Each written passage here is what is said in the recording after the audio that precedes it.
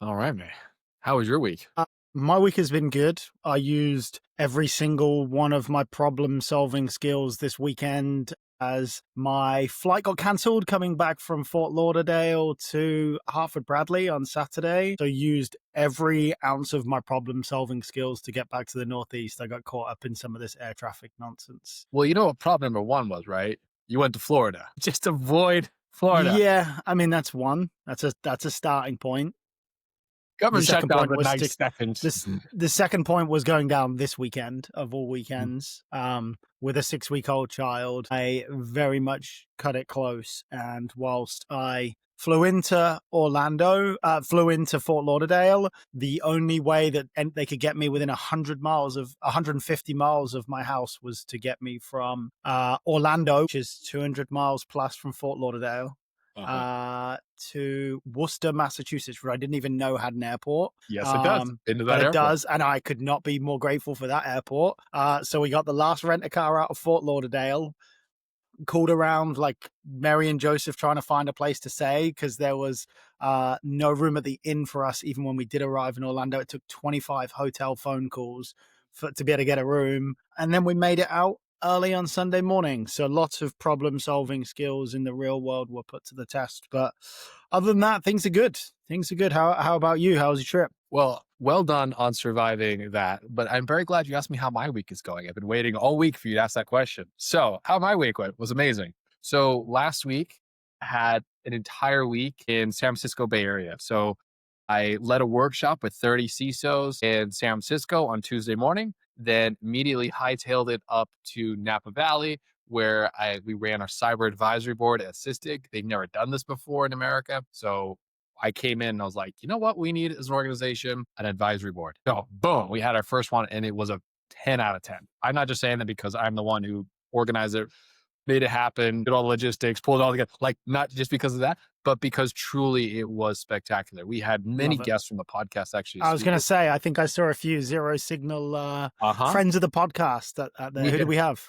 Daniel Miesler was our Yep. opening night, start strong. Second day, we had Carl Mattson. Then we also then the third day, we had Iman Giazada come back on to detection response. And because Sysdig is a cloud defense platform and all this agentic AI, it was really all three of them brought very different perspectives on this next wave of technology for defenders. So I was super grateful to have them. We even had two other speakers who joined us.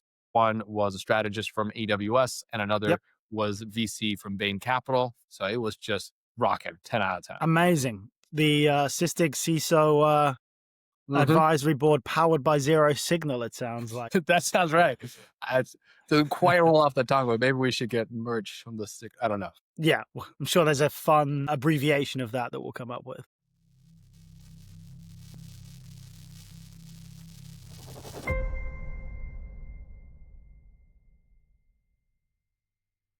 Today, we're going to cover a lot of stuff. So basically from data heavy SOCs and AI adversaries, we're going to get into this new report that Anthropic just dropped. The battlefield, from my perspective, cybersecurity is really shifting fast. So I really want to unpack how like agentic AI is really transforming both sides of the fight. Right? We've talked a lot Yeah. on the podcast around how the path to exploitation is much faster, but I really want to get the other side of it from a defender's perspective. I'm really excited to say that we've got Damien Lewke coming on. Damien Lewke is the founder and CEO of Nebulock, a Boston-based cybersecurity startup who's really pioneering autonomous agentic threat hunting. But before launching Nebulock, he led key roles for Northrop Grumman, CrowdStrike, Palo Alto Networks, and Arctic Wolf. If that's not a stacked resume, I don't know what is. And now is on the forefront of using AI to really transform this proactive defense thing. So Damien, welcome to the show. Connor, Stuart, it's a pleasure to be here. A lot of love for Stuart, especially. Appreciate that. 'Cause Connor is everyone's favorite host. So I appreciate that. Look, Damien, I know we've been speaking for a little while. It is true. Come on. Look at the guy. Look, pumped to have you on. I know I've been tapping you on the shoulder for this one for a little bit. And candidly, I mean, we nailed the timing here, right? With a couple of press releases the last few days. Yeah. Like, I'm not going to say that everything works out for us, but like, we could not have orchestrated this much better. We got product launches, we got reports that really just validate what you're doing. But I mean, look, it's been a fairly short journey, Damien. Let's kind of talk a little bit about Nebulock for those who haven't heard about it. For anyone who in my network who hasn't heard about it, won't shut up about it. So do you want to give us just a little CEO's elevator pitch of who you guys are and what you do? Yeah, I'm more than happy to do that. So kind of setting the stage, right? Nebulock, we've built and delivered an autonomous threat hunting platform. And we're on a mission to democratize threat hunting to every organization, regardless of size, skill set, or budget.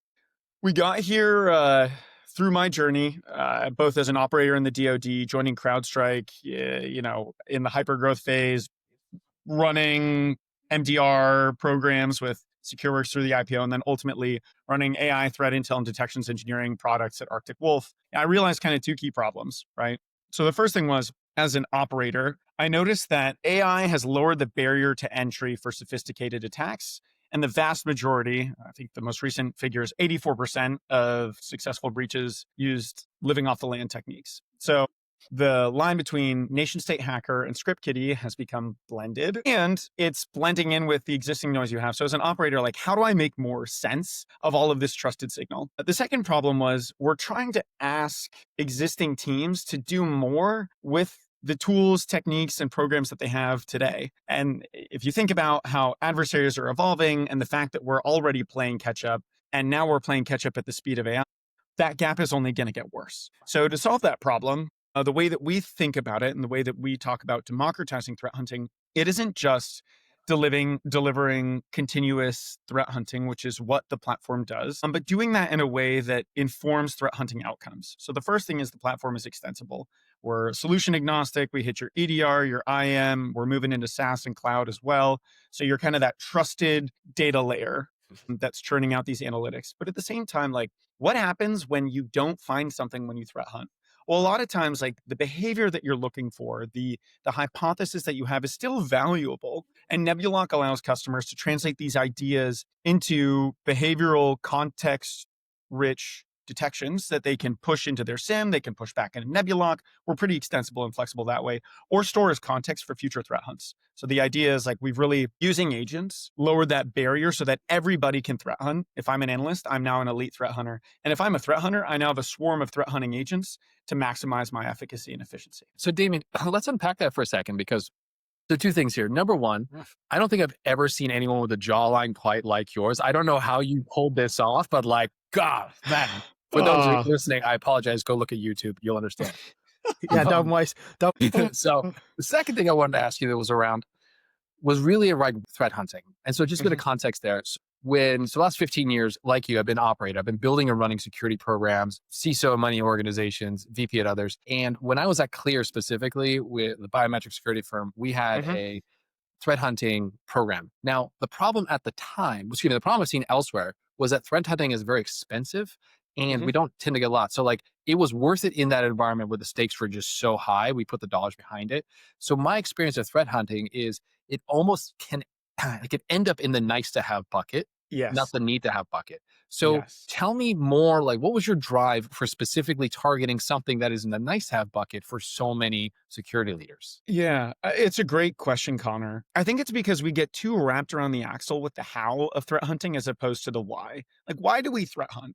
We threat hunt because we want to be proactive when it comes to our security, because that one signal that catches that incident before a breach is worth the millions of dollars in breach costs and reputational damage. But you pointed out a really salient point, Connor, which is most organizations aren't clear. Most organizations can't afford these really expensive teams, but I do believe that proactivity is a right for every organization. And that's where blending human experience with agents and being able to use the efficiency and speed and deliver something for the fraction of a cost of an FTE means that this, like, proactivity, which is a very much must-have for any security program, related to the skill sets and the outcome of threat hunting, which is these false negatives, which is seen as a nice to have, is able to be blended into something that is, like, extensible, affordable, and easy to use and understand. So that's how we think about it, and why threat hunting to me was really the drive around, like, building a continuous proactive security program, enabling that through threat hunting agents. That's how we think about the proactive security is a right. I think that is your next t-shirt for RSA. I like that a lot. A Thank resume. you. And just so that people know, what is the current T-shirt? Because I know you have Oh, yeah. a coin of phrase. There you go. Vibe Hunter. I know we'll talk about vibe hunting. This is actually, so if you love the design, great, I made it. If you don't like the design, blame custom ink.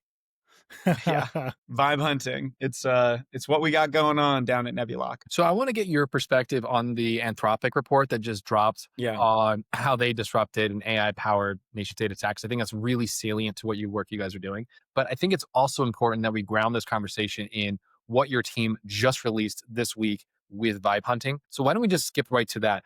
Help us understand, like, what do you mean by vibe hunting? Often there's a negative connotation when you throw the word vibe in front of it. Yep. What are you trying to get across there? And ultimately, what's the experience for an operator who might want to explore this technology? Yeah, and it's great. We already have folks, it's live in many customer environments. We got anecdotes and happy customer quotes, some with more colorful explicatives than others, but all very happy, which is great. It's good.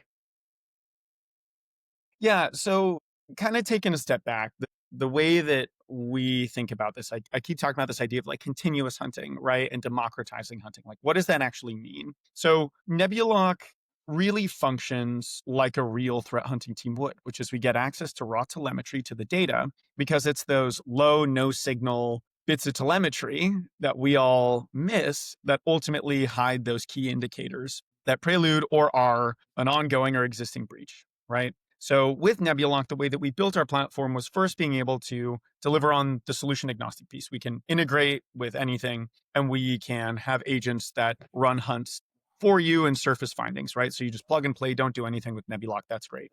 What we realized is like, if you want to think about how to pragmatically build an agentic workflow, Right. and that's what vibe really means. Like vibe coding is not a co-pilot, but like I enter in a prompt and an agentic workflow kicks off and returns a result. And really it's much more a dialogue. We can talk about the vibe coding negative connotation, but like the way that we thought about this at Nebulock was, okay, let's build threat hunting agents by hunters for hunters. So we've got 5 threat hunters at Nebulock, and we've translated their experience, their workflows into these agents so that when you prompt an agent, it's not a sycophantic LLM call that's just going to tell you what you want to see, but it's actually like thinking through and reasoning over your telemetry that's been normalized, that's been enriched, that lives within the Nebulock platform. So vibe hunting was the realization of that. That was being able to deliver these agentic workflows and give you not just the ability to like kick off one, but parallelize that. Because a lot of times threat hunting takes time, it takes analysis, you got to pivot through the data. So that's another core component of vibe hunting, which is now using a natural language prompt, you can run hunts off of intel. You can run hunts off of hypotheses. Because we know the context of your business, we suggest hypotheses for you. But all of it is as easy as a prompt or a click of a button. And we'll guide you through that process so that you can vibe your way to a true positive and generate a finding. You can vibe your way to, we didn't find anything, but you can still create that detection. Or you can vibe your way to, hey, I learned a lot of really interesting things about my environment. Nothing's inherently bad, but I'm still going to like store this as a piece of data, as a piece of context, so I can refer to it in the future if something sketchy happens. So vibe hunting is that. It's our product. It looks like a natural language interface. There's a free demo environment that you can check out online as well if you're curious about what it looks like. So I think it's interesting because like Daniel Miesler, who's been on the podcast, he spoke at the cyber advisory board that I just ran. He's such a powerhouse. He's been really talking about this idea of context and how you need to have this organizational context. And as you were describing that, I really saw a workflow here where if you found something interesting that you didn't know existed in your org, you could then capture that back into your contextual state for the next thing. So your program's actually, the context of your program is building up over time as you're going through hunting. So that's a really interesting like case that may kind of a secondary effect of having this capability. It's kind of cool. No, and I'm glad you mentioned that, Connor. So the way that Nebulock works, right, we got a few different ways of capturing context. One is like you as a customer can tell us context about your information, and that just like lives within the platform. We know that, right? So it'd be like, I'm Nebulock, right? I'm like a sub 20 person seed stage startup. Like most of us are based in Boston, right? So if I see hands-on keyboard activity logging into the Nebulock environment from Belarus, that's pretty bad. But because I have that context, I know it. The other aspect is like when we find things, we actually give customers the opportunity to provide feedback in real time. So it's another way of capturing context. And then finally, like the agents baseline and reason over your environment. So back to your point of capturing context, it's the hunt context that you've run there, but you've also got this body of knowledge that we build as soon as we bring you on board. And that can be either provided by you, the user, or inferred by us. But there's always that context in terms of how the agents work, and then the context of the hunting workflow. So I totally agree. Cool. It's something that we've Um, thought long and hard about. I'm intrigued as the technical capability of your user, because it feels like right now this is going to be more commonplace for like quite technical, probably SOC directors, head of detection and response. Yep. It feels like in the medium term, like, I'm not saying unintelligent people by any means, but like this is very much like, let's say you're an IT director for a regional trucking company, right? And security's under your remit. Like you're going back to the democratizing piece. You can simplify it enough that this person who has probably never threat hunted in their life, but knows what good and bad is and what outcomes are, like really simplifying the threat hunting piece for this versus selling this to the most technical security operations teams in the world who already have a baseline understanding. Before 100%. I introduce some language to that, Stu, because I think you're getting at something important there. And then Damien, obviously, I'll let you answer the question. Yeah. But it's this idea of threat hunting as a discipline, in the same that you would have people who are great at AppSec, who are great at detection engineering. There are skill sets that you can go really deep into. Having operated and hired many of them, you're like, whoa, like this is a craft. So the democratization, but that language that you were kind of looking for, maybe this suits it, which is those who have the security responsibilities without that depth of that unique domain knowledge. So I think about it as like security leaders, leadership being a verb, not a noun. Like you are doing anything, which is leadership, and then you have that responsibility. So maybe that sense of extending it to security leaders at all might be what you're. Anyway, Damon, if you want to answer the question now that I got my. No.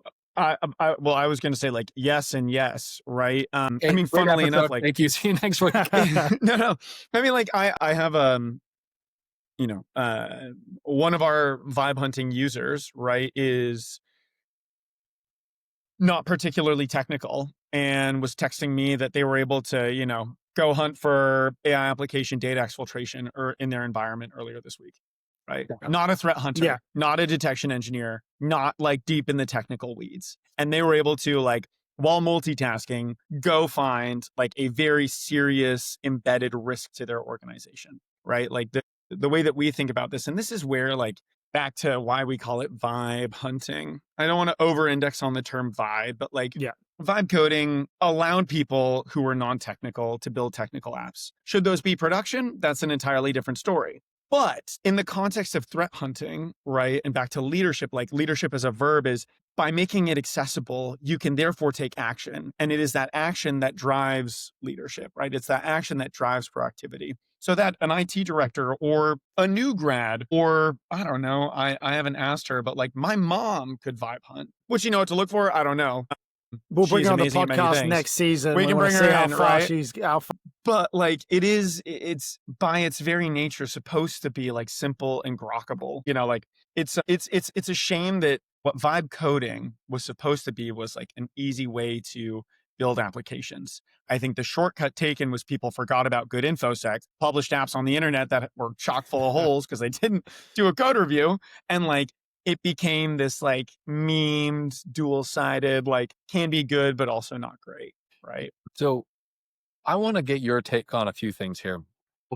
And this is specifically grounding us now on the adversaries' use of AI and like the why now. So we talk a lot on the show around how adversaries are using AI. And I think if there's one thing I really hope that everyone who's listening to podcasts for season 1 gets is like the time for defenders to retool was 9 months ago, but now is the time, right? Yes. You have to rethink your platform, you have to think of your program and retool accordingly. So with that asymmetry in mind and kind of the need for this, let me share just 2 quick visuals here. So the first one here is, for those who are watching, I'll describe it, and these will be in the show notes. So Google's threat intelligence team, they have this AI threat tracker where they start tracking how adversaries are using AI. And so there was kind of a moment, this dropped on November 5th, so about 2 weeks ago. And what they were seeing here was threat actors using the Gemini frontier models to write polymorphic code that when dropped, it could write scripts and it could start to live off the land, but understand the context around it. And for us, I think this really was received by the community as kind of proof of life that we were heading this direction, but it wasn't a 5 fire alarm. It was like a 2 fire alarm. It's like, okay, it's important, but not there just yet.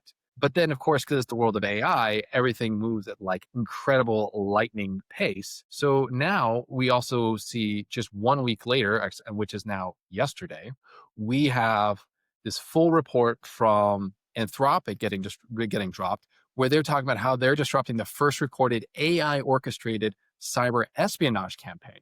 Talk Mhm. about stepping it up from using a LLM to write scripts to now having a full-on cyber espionage campaign. So let's go around the horn here. Damien, I want to start with you. What is your takeaway when you think about, as someone who's helping defenders navigate this space, what do these reports mean for you and the CISOs that you're talking to?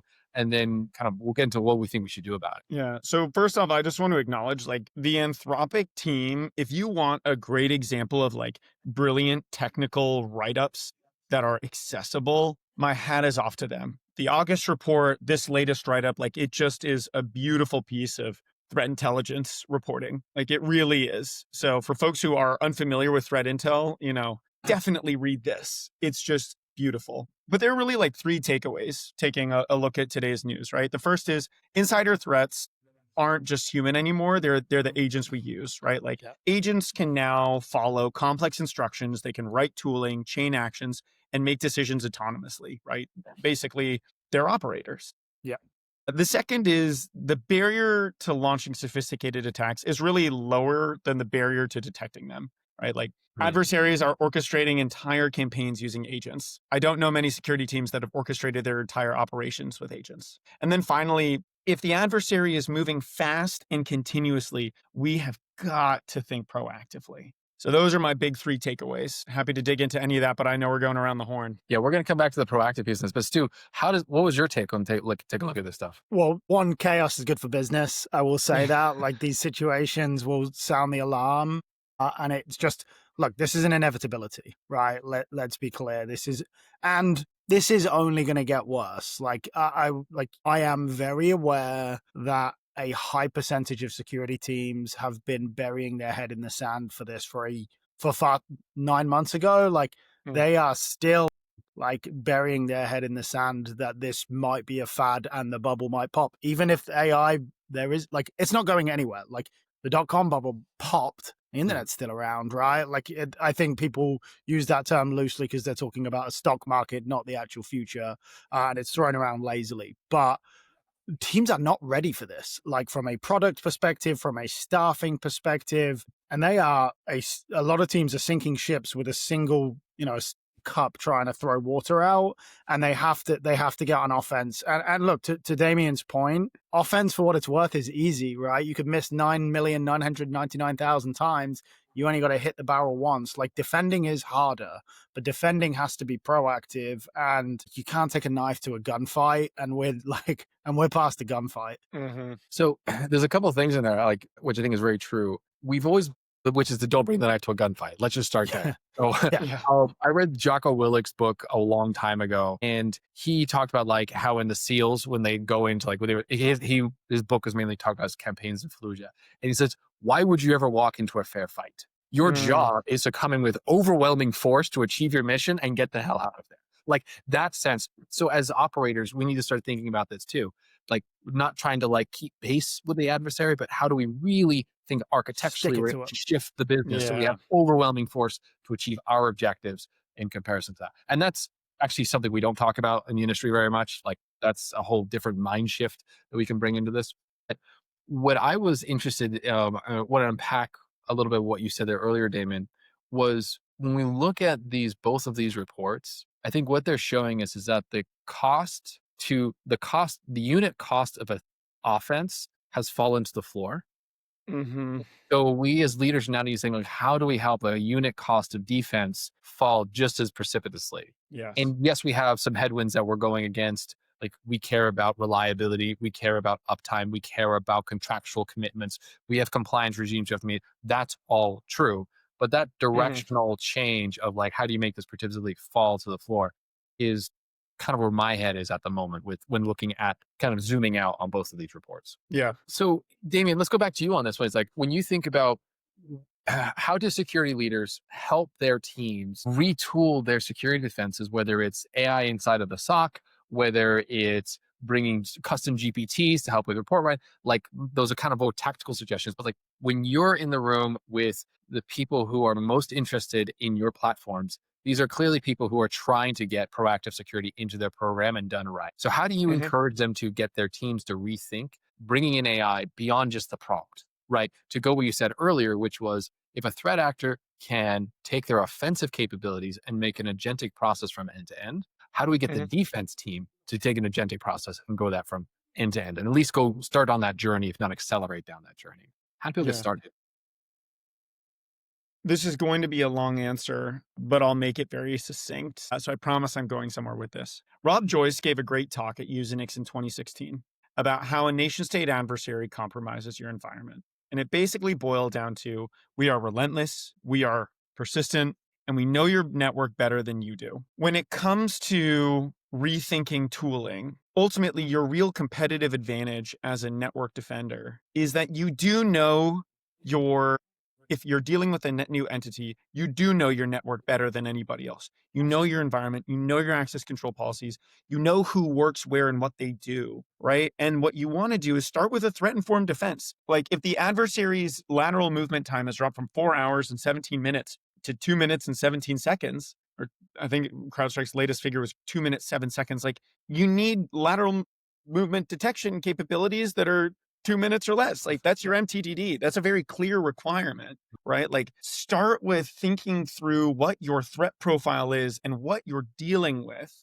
Define the requirements of your operations and then work backwards into what needs to be agentic, what can be solved with what you already have. Right? I'm a huge fan of the investments that most people make. A lot of tools are great today. Like we've almost fallen into this mindset in security. And I say this with love because I started as an operator in the DIB, but it's the cyber DIB. It's like, oh, like you need an endpoint based firewall. Like here's a widget for that. Like you need a Kubernetes runtime security solution. Like here's a widget for that. And like each of these is an additional tool to manage. And like operationally, it just becomes untenable, but you might actually have the solution there. So the discussion that I have when it comes to proactive defense is like, hey, what's the problem we're trying to solve? Like, what's the adversary that you're dealing with? What are the proven metrics that you need to prove? And then how do we determine what the controls are? And out of those controls, like what have you already bought and what requires an agent? What can be done with orchestration or automation? And what can just be done with like good allow listing, right?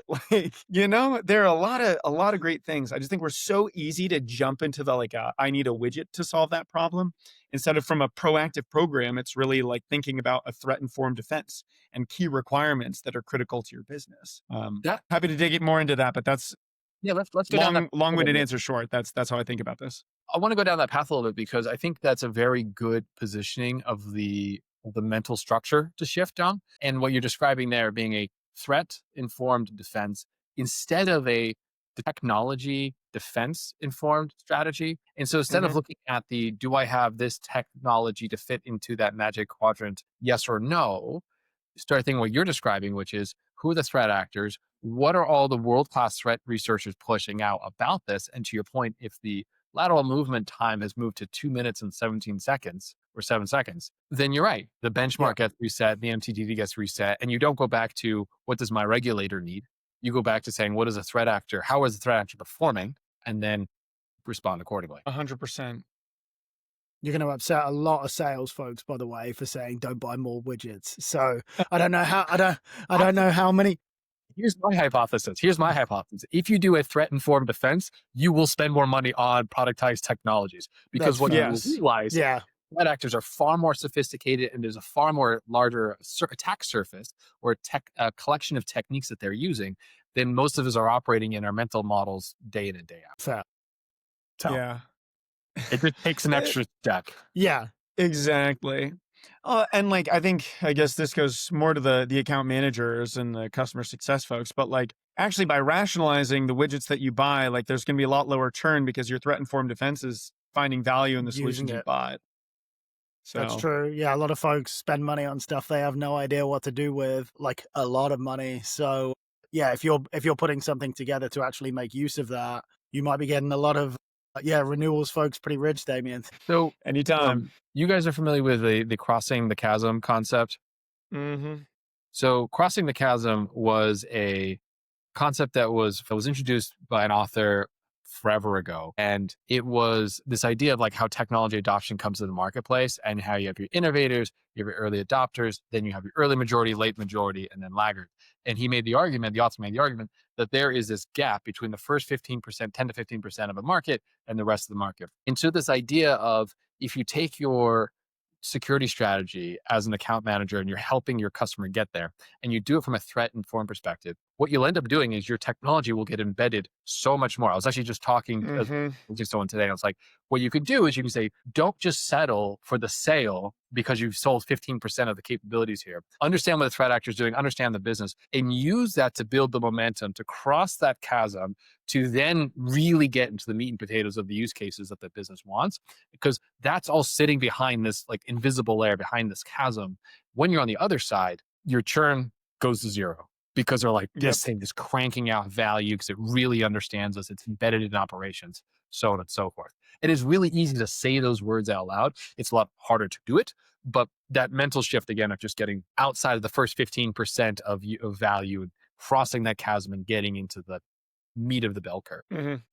So anyway, so that TED Talk aside, let's go. I love it. Let's go back to what we're talking about. So I also want to talk about this AI in the SOC. So Stu, I want to get your take on this around if the defenders start to really embrace this. We take a threat actor or sort of threat-informed defense strategy. We realize the adversaries are really pushing for AI. And they're using this technology to reduce the unit cost for compromise, for exploit. Let's say that. And then the defenders start to do this for defense. How does the people side of this start to go? So what are the characteristics of people who really succeed in these moments? What is the behavior that you're seeing is working for these folks? Love to get the kind of the other side of this too, the talent side of this equation.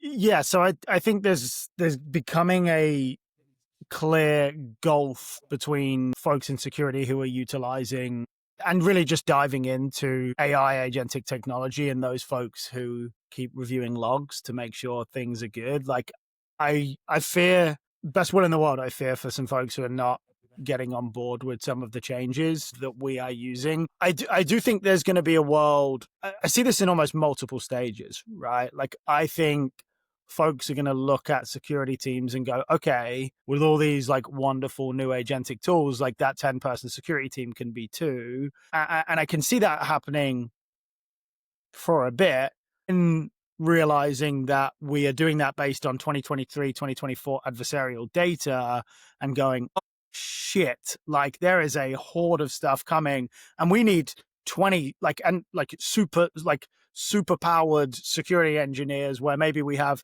20 folks with the help of 50 agents or whatever it is to really level things up. So I do think like there is an immediate upskilling of folks who, like, candidly, the compensation chasm is vast between folks. Like there's folks who make $100,000 doing this. There's folks making close to $1 million, like that. And the chasm is, and the job title might even be the same, depending on if you're doing this for OpenAI or Meta Deep Labs, some of their hedge funds who are really like leaning into the technology. So there's a great career to be made. You know, that said, I think there will be some folks who don't jump on who might not be in cybersecurity industry in 5 years. But I also do worry for the teams that do stick around and like hopefully the next wave of folks coming up.